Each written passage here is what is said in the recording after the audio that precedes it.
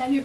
Alors je me suis dit que peut-être que je pouvais un peu profiter d'être en Erasmus en Angleterre, à Leeds. Bon, profiter de ces magnifiques décors et peut-être y tourner quelques vidéos. Donc j'ai mon petit carnet parce que je suis pas non plus le pingouin qui glisse le plus loin. Donc dans mon petit carnet j'ai inscrit des livres lesbiens que j'ai lus durant l'année 2023 et cette année-là, donc 2024. Et donc en fait globalement j'ai envie de dire mon opinion par rapport à ces romans et si je les recommande ou pas. Globalement c'est mon avis sur ces romans lesbiens.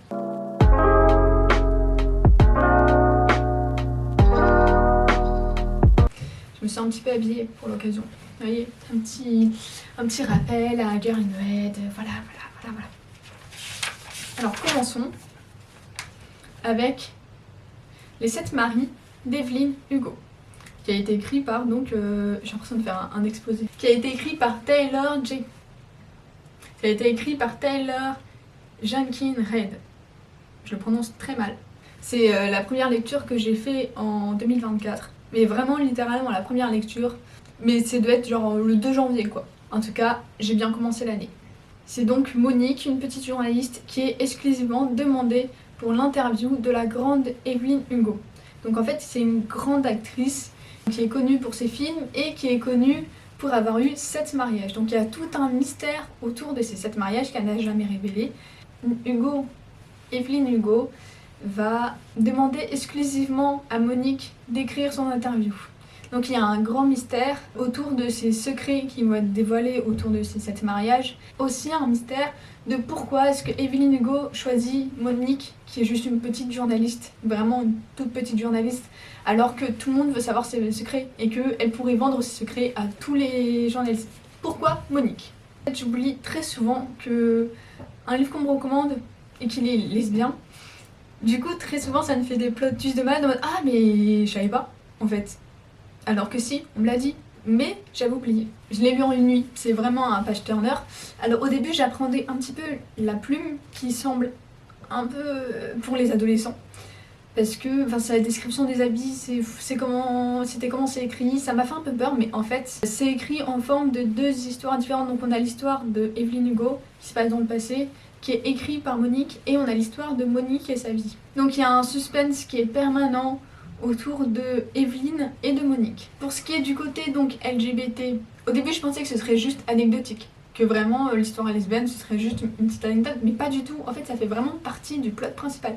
Donc c'est hyper cool d'avoir vraiment une grosse histoire lesbienne en quelque sorte. Alors là il m'a fait mais tellement pleurer. Mais vraiment j'étais là à 6h du matin dans mon lit avec ma petite lampe de livre.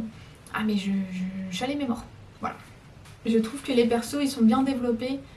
Autant dans le côté de l'histoire de Evelyn Hugo et autant dans le côté de l'histoire de Monique. C'est 2 plumes différentes et j'aime pas trop la plume qui raconte l'histoire de Monique. Justement, je préfère celle qui raconte celle d'Evelyn.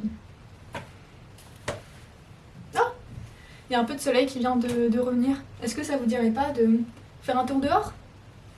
Allez, je vous embarque.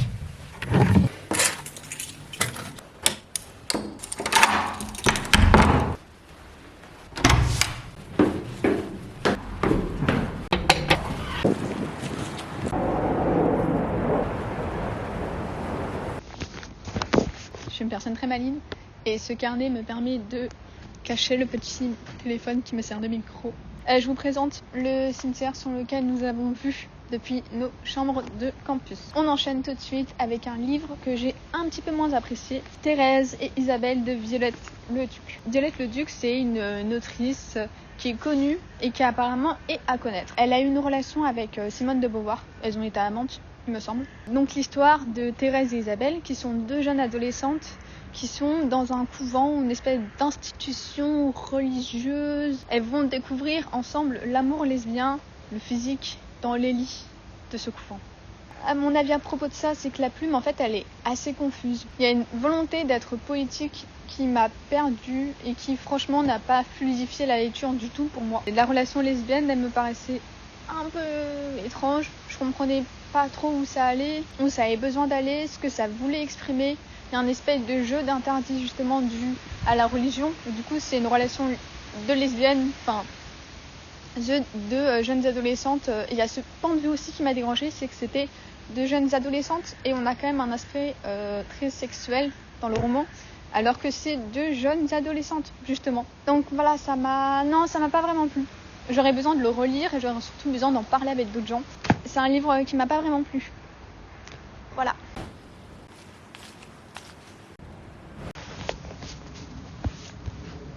On passe donc sur une autre lecture qui est très récente et que vraiment j'ai adoré. Et quand même beau le parc qui est autour de mon campus. Actuellement, peut-être que tous les gens me regardent, mais bref. Amour de Léonore de Recondo. C'est donc un huis clos dans une maison bourgeoise au début du 19e siècle. Il y a donc Victoire qui est mariée depuis 5 ans à Anselme. Elle se découvre un amour lesbien au milieu de tous les secrets qu'il y a dans cette maison. Là fait partie des livres où en fait j'avais complètement oublié qu'il y avait un plot lesbien. Quel ne fut pas le plot twist pour moi. Non, c'était vraiment agréable de me dire ah mais en fait ok, c'est un livre lesbien, trop cool. La plume elle est incroyable, les mots ils sont tellement bien choisis. La plume elle est légère, elle est vraiment entraînante, elle est vraiment fluide, ça m'a vraiment attirée. Et c'était presque comme un bon bol d'air frais, comme le vent que je suis en train de me prendre dans la tête là. C'était vraiment une lecture très appréciable. L'histoire c'est vraiment un page-turner sur une femme qui se découvre elle-même et surtout elle apprend à s'aimer quoi. Il y a un peu de folie qui est présente mais je me sens vraiment observée. Oh mais je suis observée là.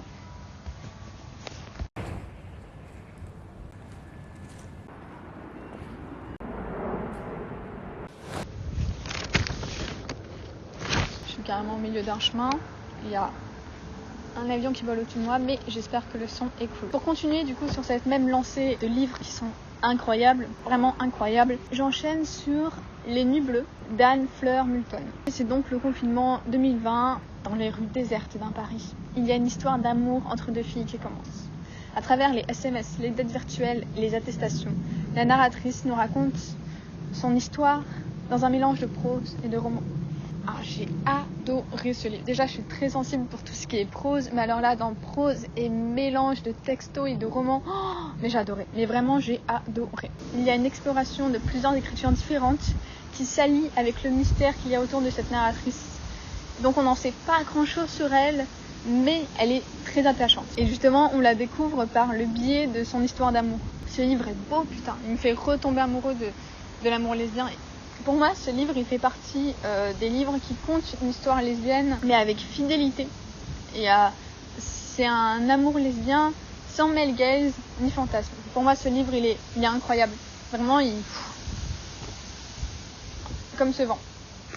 J'oublie un peu de le dire pour les autres romans, mais si vous avez envie de me donner votre avis dans les commentaires, mais n'hésitez pas. Si vous voulez mettre un petit pouce bleu, n'hésitez pas non plus. Et puis si vous voulez vous abonner, n'hésitez pas non plus. Moi ça me ferait très plaisir. Voilà.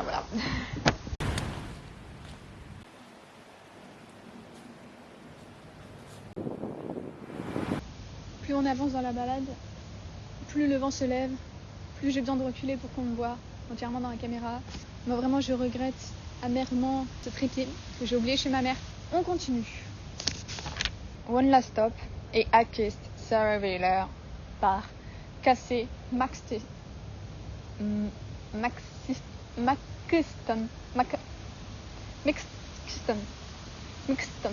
Bon, il est inscrit quelque part. En fait, c'est l'autrice qui a aussi écrit My Fucking Dear Friends. Je mets les deux ensemble parce qu'en fait, c'est toutes les deux des histoires rom-com. Elles font toutes les deux un peu partie de mes comfort reading.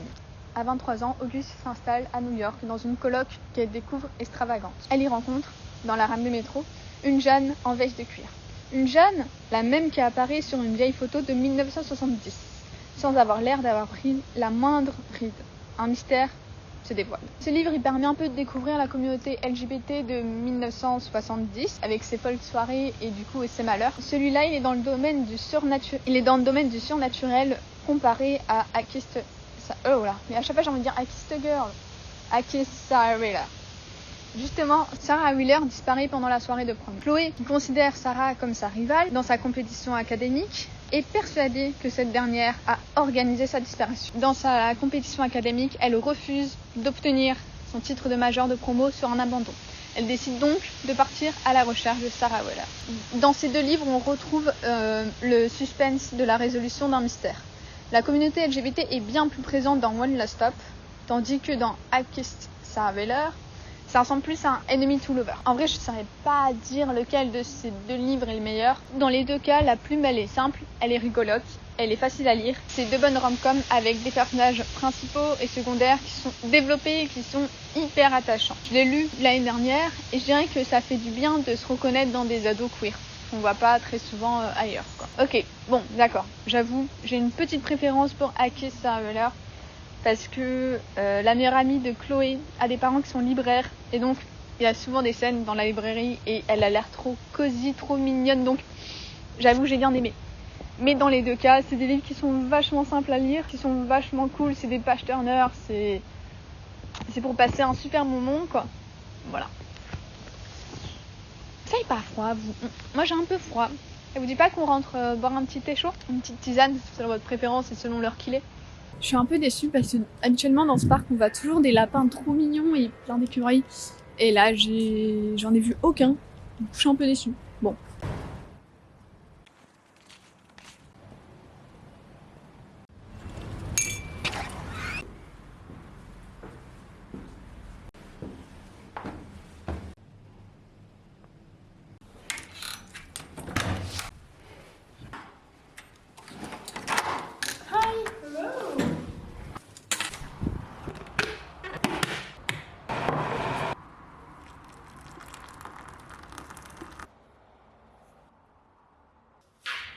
Je vais finir sur un dernier livre où